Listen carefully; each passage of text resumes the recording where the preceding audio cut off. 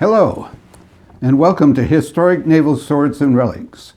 I'm Sim Comfort, author and publisher.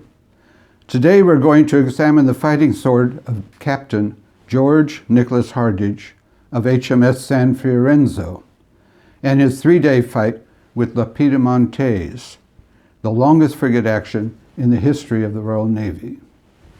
We first meet Master and Commander George Hardinge on a miserable wet night, 31 March 1804. He is in command of the sloop Scorpion of 18 guns.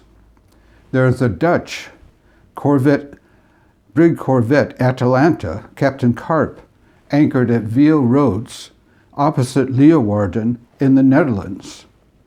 It's a pitch-black night, and Hardinge was determined to cut out this Dutch vessel.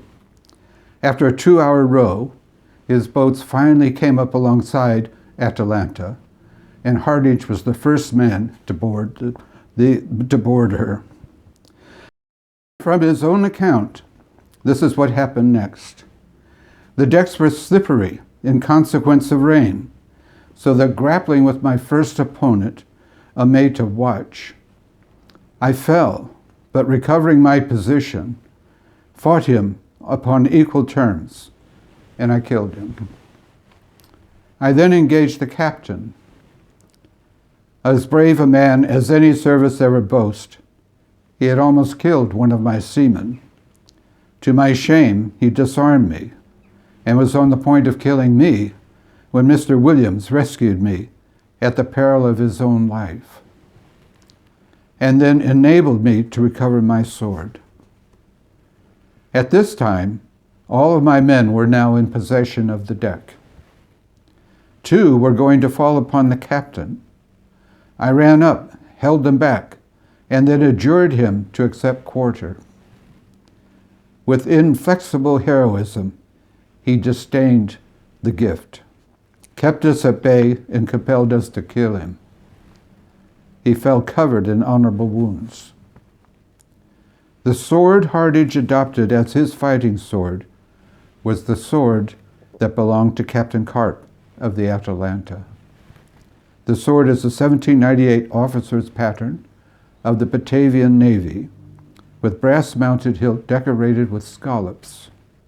The grip is bound in copper wire.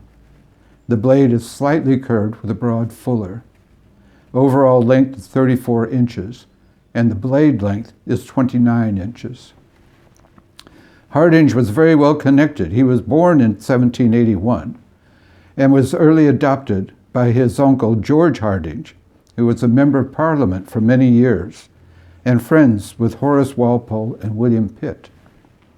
He was sent to Eton, but he dreamed of the sea, and he joined the Royal Navy as a midshipman in 1793, aged 12 years old. He showed early promise and was in action on a number of occasions, including being with Sir Edward Barry on board Foudroyant when she captured the William Tell, and then later with Sir Sidney Smith in 1799 at the Siege of Acre, and then Lord Keith for the Egyptian campaign in 1801.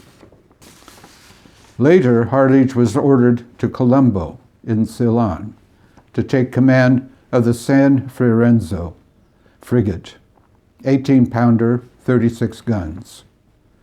While on a course to Bombay, he spotted on the 8th of March 1808 the French 40-gun commerce raider Piemontes, Captain Eperon, which had become the terror of the Indian Ocean.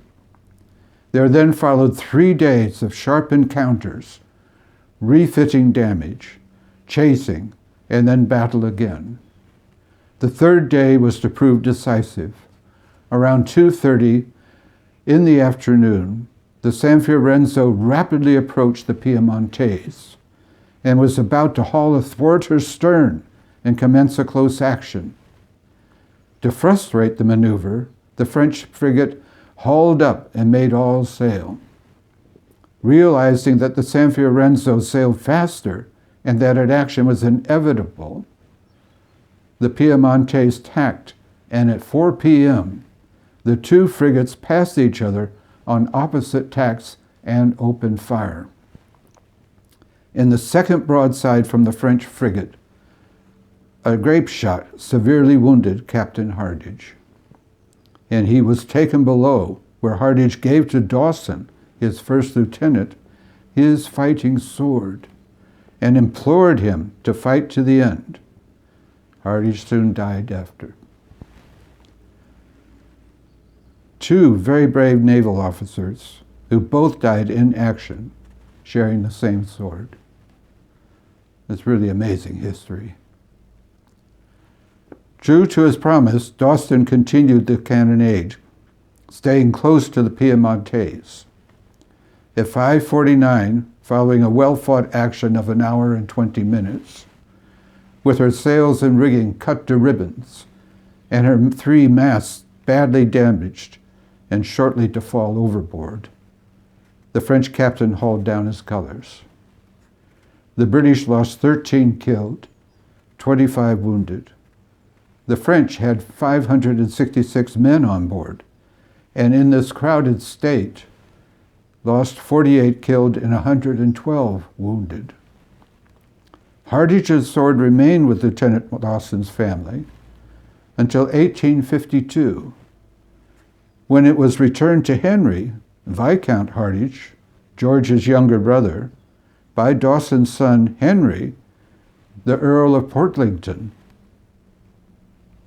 It stayed with the Hardinge family until it was auctioned by Christie's in 2005 and is now in a private collection. I hope you liked this video.